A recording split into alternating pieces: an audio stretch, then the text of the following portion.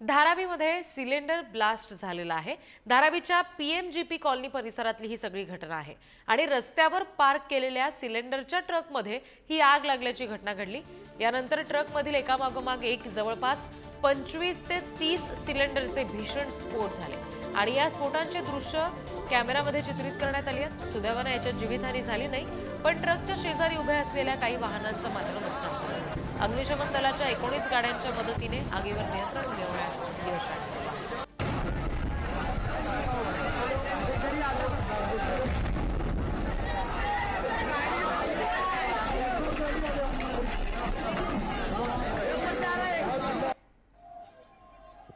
मुंबईतल्या धारावीमधली ही दृश्य आपण बघतोय। सिलेंडरचे स्फोट झालेले आहेत। एका गाडीमध्ये हे सगळे सिलेंडर ठेवलेले होते आणि या गाडीला आग लागल्यामुळे हे सगळे एकामागोमाग एक 25 ते 30 स्फोट झाले। सुदैवाने याच्यात जीवितहानी झाली नाही।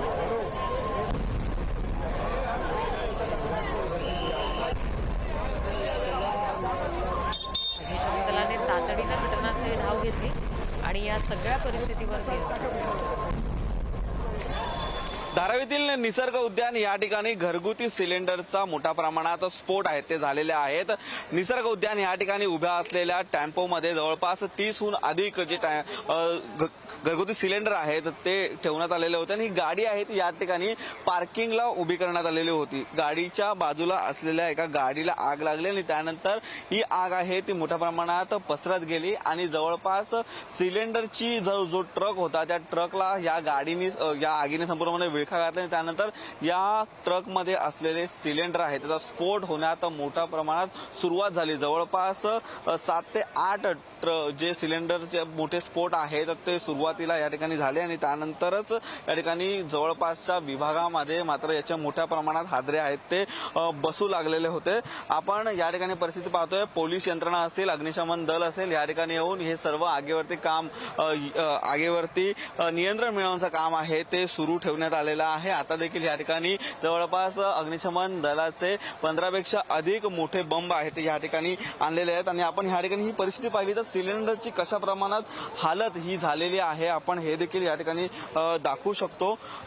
आपण जेव्हा हे संपूर्णपणे घडलं तेव्हा अर्ध्या तासाहून जास्त वेळ हा संपूर्णपणे स्फोट आहे तर ते वेगवेगळ्या सिलेंडरचे या ठिकाणी सुरू होते आणि अशाच प्रकारचे जे सिलेंडर आहेत ज्याचे तुकडे उडून या विभागातील आजूबाजूच्या परिसरामध्ये आहेत ते उडालेले होते। अग्निशमन दलाचे 15 पेक्षा जास्त बंब आहेत ते या ठिकाणी पोहोचलेले आहेत आणि सगळी जी या ठिकाणी आता आगीवरती नियंत्रण मिळवण्याचं काम आहे ते सध्या धारावी परिसरात सुरू असून हा संपूर्ण प्रकार आहे तो अत्यंत भयंकर असून या ठिकाणी आता ज्योती गायकवाड स्थानिक आमदार आहेत त्यांनी देखील भेट दिलेली आहे आणि या संदर्भात सर्व चौकशी करण्याची मागणी देखील ते करणार असल्याचं या ठिकाणी सांगण्यात आलेलं आहे। श्रीकांत खरासह निखिल चव्हाण, पुढारी न्यूज, मुंबई।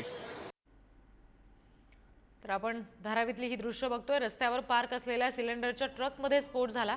एकामागोमाग एक 25 ते 30 स्फोट झाले आणि त्यानंतर एकंदरीत परिस्थिती प्रचंड भीषण झाली।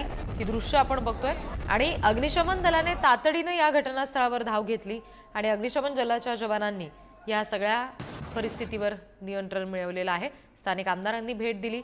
सुदैवाने या सगळ्यामध्ये जीवितहानी झाली नाही, पण ज्या ठिकाणी हा स्फोट झाला, ज्या ठिकाणी सिलेंडरचा हा ट्रक पार्क होता त्याच्या आजूबाजूच्या गाड्यांचं मात्र नुकसान झालंय।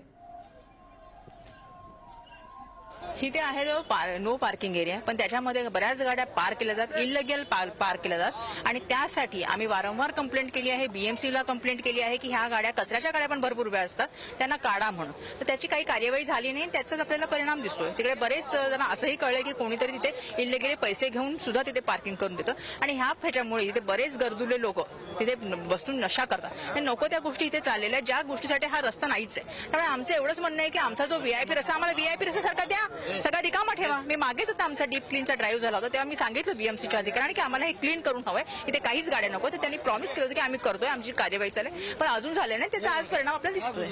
पहले तो ये परिस्थिति अभी एकदम बिल्कुल काबू में है। यहाँ के जो लोकल पुलिस वाले और जो फायर ब्रिगेड की गाड़ियां है बहुत जल्द आ गई थी, लोकल लोग भी आ गए थे और यहाँ के हमारे सीनियर साहब है राजू बेडकर साहब, उनका बहुत अच्छा रोल है, उन्होंने अच्छा तरीके से यहाँ रोल निभाया और पूरा काबू में किया है। बात ये अच्छी है कि जो गाड़ी यहाँ पे अवैध तरीके से इनलीगल खड़ी होती बाटले की, यहाँ पे सिर्फ ऑफिस है उनकी एजेंसी की। एक्चुअली कमर्शियल जगह होनी चाहिए, फायर प्रूफ जगह होनी चाहिए जहाँ बाटला रखा जाए, फिर वहां से डिलीवरी हो जाए। ये रोड पे डिलीवरी करना, रोड पे गाड़ी खड़ी होना ये अवैध है, इनलीगल है, रोड पे नहीं खड़ी होनी चाहिए। आज बहुत बड़ा हादसा होते होते बच गया है। या सगळ्या संदर्भात आपण बोलणार आहोत। प्रतिनिधी शिल्पा नरवडे सध्या आपल्याशी जोडल्या गेल्यात त्यांच्याशी। शिल्पा, आत्ताच्या क्षणाला या ठिकाणी काय नेमकी परिस्थिती आहे?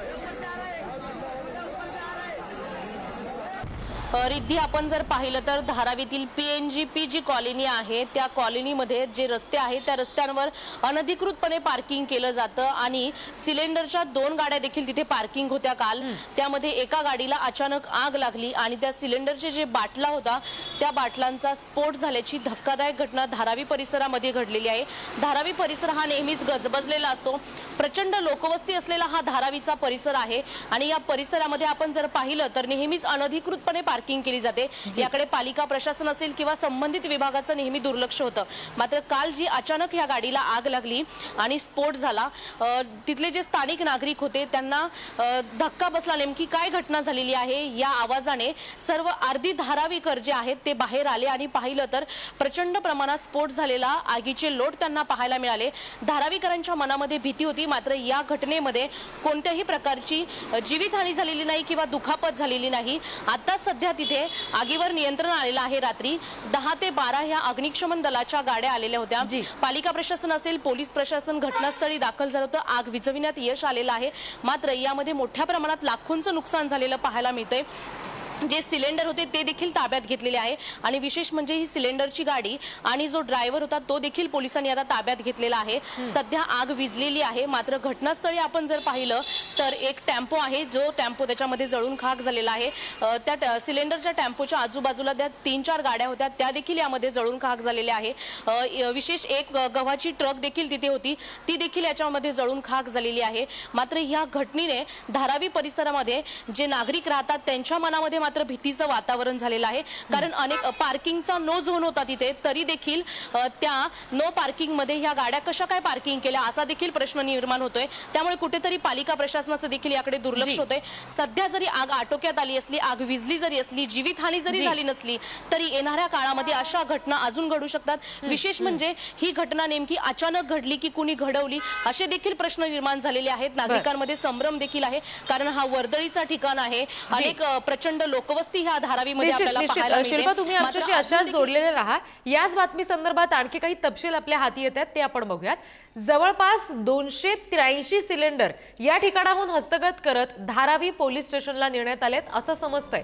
शेजारीच असलेल्या नेचर पार्कमध्ये अजूनही काही सिलेंडर शोधण्याची मोहीम अगदी थोड्याच वेळात सुरू होणार आहे। सिलेंडर गाडी ड्रायव्हर पोलिसांनी ताब्यात घेतला असल्याची माहिती सुद्धा आता दिली गेलेली आहे आणि नेमकी गाडीला आग कशी लागली याचा तपास फायर ब्रिगेड आणि पोलीस करतायत।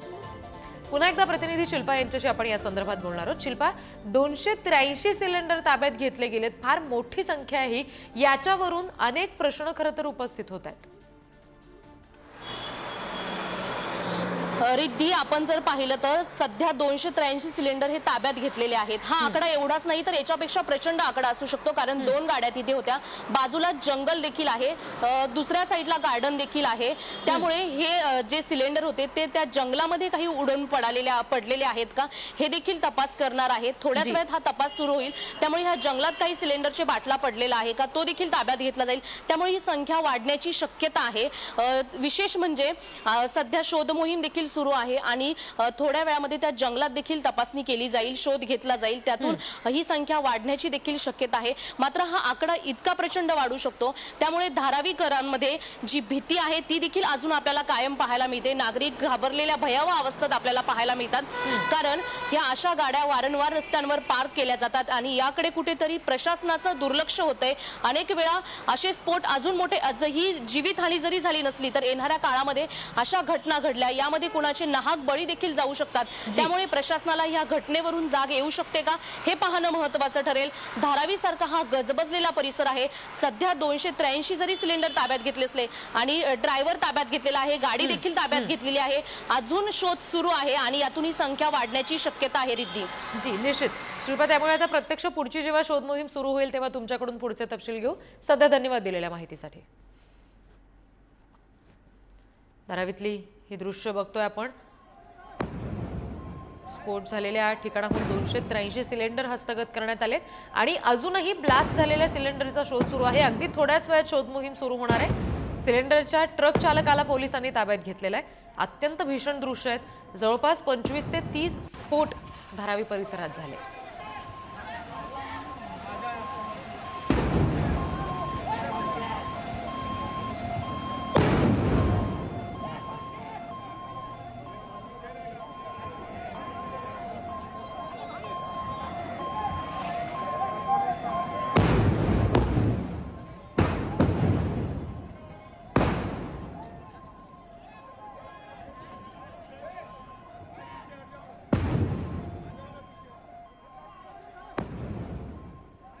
आता आपण मुंबईतल्या धारावीमधली ही दृश्य बघतोय. प्रचंड मोठे स्फोट त्या ठिकाणी झालेले आहेत आणि मोठ्या प्रमाणावर सिलेंडर या ठिकाणाहून हस्तगत करण्यात आलेले आहेत. पुन्हा एकदा आपण प्रतिनिधी शिल्पा यांच्याशी याबाबत बोलणार आहोत. शिल्पा, या ठिकाणी शेजारीच जंगल परिसर असल्याचं आता तुम्ही म्हणालात, तर त्या दृष्टीनं काय नेमकी खबरदारी घेतली गेलेली आहे? तिथे नेमकं काही नुकसान होऊ नये याच्यासाठी काही काळजी घेतली आहे का? तिथे शोध मोहीम झाली आहे का? रिद्धी, ज्या ठिकाणी स्फोट झालेला आहे सिलेंडरचा त्याच्या बाजूलाच जंगल आहे आणि त्या जंगलामध्ये देखील धुराचे लोट आपल्याला पाहायला मिळालेले आहेत. त्यामुळे जो स्फोट झाला सिलेंडरचा, अनेक सिलेंडर त्या जंगलामध्ये देखील उडून गेल्याची शक्यता नागरिकांकडून वर्तविण्यात येत आहे. त्यामुळे शोध मोहीम सुरू होईल त्यावेळी त्या जंगलामध्ये काही सिलेंडर पडलेले आहेत का हे देखील समोर येईल. मात्र लाखोंचं नुकसान आपल्याला झालेलं पाहायला मिळतंय. आपण जर पाहिलं तर पूर्ण 4-5 गाड्या असतील किंवा जो परिसर आहे तो तिथला तो जळून खाक झालेला पाहायला मिळतोय आणि त्या जंगलामध्ये किती सिलेंडर पडलेले आहेत याची शोध मोहीम थोड्याच वेळात सुरू होईल. ती आकडेवारी देखील समोर येईल. मात्र अजून काही नुकसान झालेलं आहे का ते देखील त्या शोध मोहिमेनंतर आपल्या समोर येईल. रिद्धी जी निश्चित, आणि त्याच्यामुळे आता या शोध मोहिमेकडे विशेष लक्ष ठेवावं लागेल.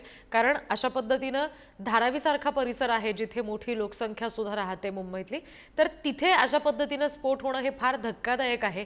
नेमकं काय त्या ठिकाणी घडलं असावं या बाबतीत सुद्धा आता तपास करणं आवश्यक ठरेल. शिल्पा, या ठिकाणचे CCTV फुटेज वगैरे मिळू शकलेत का? त्या दृष्टीनं किमान आग नेमकी कशामुळे लागली याबाबतची आणखी काही माहिती मिळू शकेल?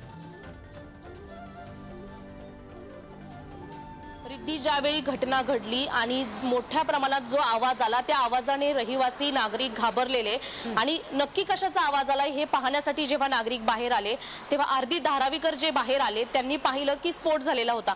मात्र यामध्ये अद्याप तरी कुठलाही CCTV समोर आलेला नाही. मात्र त्या रस्त्यावर PNGPचा जो रस्ता आहे, जी लोकवस्ती आहे, तिथे नेहमीच अशा प्रकारची अनधिकृतपणे पार्किंग केली जात असल्याची माहिती स्थानिक नागरिकांनी दिलेली आहे.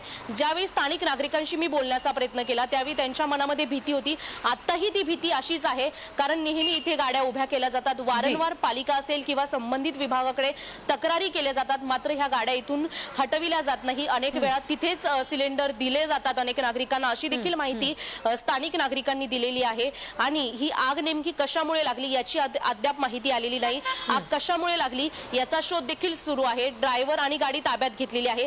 त्यामुळे अगदी काहीच वेळात किंवा थोड्या वेळात देखील ही माहिती देखील समोर येऊ शकते. मात्र धारावीकरांच्या मनामध्ये आता ही भीती कायम राहील. नेमकी आग कशामुळे लागली, की कुणी घडवून आणली, असे वेगवेगळे प्रश्न आता निर्माण झालेले आहेत. संभ्रम देखील निर्माण होतोय. त्यामुळे लवकरच आपल्याला ही आग कशामुळे लागली, स्फोट घडवून आणलाय की अचानक ही आग लागली हे देखील पाहणं महत्त्वाचं ठरेल. निश्चित, आणि त्याच्यामुळे प्रत्यक्ष शोध मोहीम सुरू झाली अगदी थोड्या वेळात की पुन्हा एकदा तुमच्याकडे येऊ, तुमच्याकडून तपशील घेऊ. तुर्तास धन्यवाद शिल्पा दिलेल्या माहितीसाठी.